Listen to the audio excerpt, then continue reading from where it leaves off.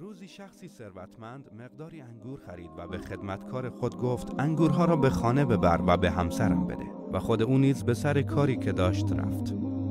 عصر که به خانه برگشت به اهل و عیالش گفت لطفاً انگورها را بیاورید تا با بچه‌ها مقداری انگور بخوریم. همسرش با خنده گفت من و فرزندانت همه انگورها را خوردیم. خیلی هم خوشمزه و شیرین بود. مرد با تعجب گفت همه انگورها را خوردید؟ زن لبخند دیگری زد و گفت بله تمامش را. مرد ناراحت شد و گفت 1 من انگور خریدم، 1 حبه اون رو هم برای من نگذاشته اید. الان هم داری میخندی؟ جالب است. او خیلی ناراحت شد و بعد از اندکی که به فکر فرو رفت ناگهان از جا برخاسته و از خانه خارج شد. همسرش که از رفتار خودش شرمنده شده بود او را صدا زد ولی جوابی نشنید. مرد در حالی که ناراحت بود و به فکر رفته بود رفت سراغ کسی که املاک خوبی در آن شهر داشت. او گفت 1 قطعه زمین میخواهم در یک جای این شهر که مردمش به مسجد نیاز داشته باشند و آن را نقداً خریداری کرد.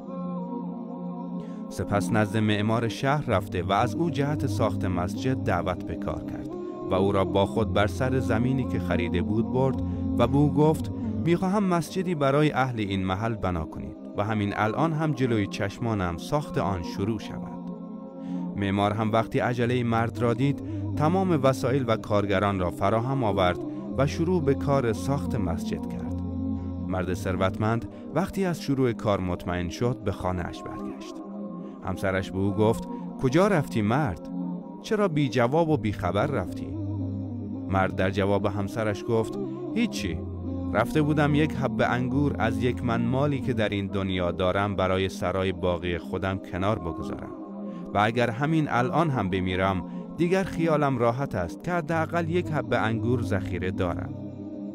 همسرش گفت چطور؟ مگر چه شده؟ اگر بابت انگورها ناراحت شدید خب حق با شماست، ما کم لطفی کردیم، معذرت میخوام.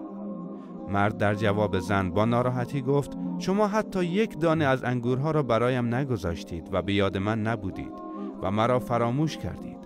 البته که این خاصیت این دنیاست و تقصیر شما نیست. جالب این است که این اتفاق در صورتی افتاده که من هنوز در بین شما زنده ام. چگونه انتظار داشته باشم که بعد از مرگم مرا به یاد بیاورید و برایم صدقه دهید؟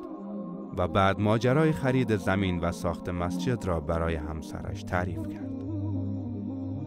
سالهاست که از آن ماجرا می‌گذرد. امام جماعت آن مسجد تعریف می‌کرد که طبق این نقل مشهور بین مردم شهر الان 400 سال است که این مسجد بنا شده است.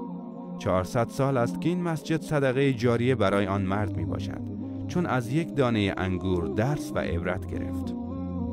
ای انسان، قبل از مرگ برای خود عمل خیر انجام بده و به انتظار کسی منشین که بعد از مرگت کار خیری برایت انجام دهد.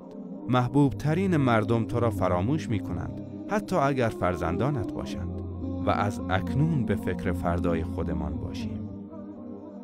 اگر از این ویدیو خوشتون اومد لطفاً اون رو لایک کنید و برای دوستانتون هم ارسال کنید. همچنین نظراتتون رو در قسمت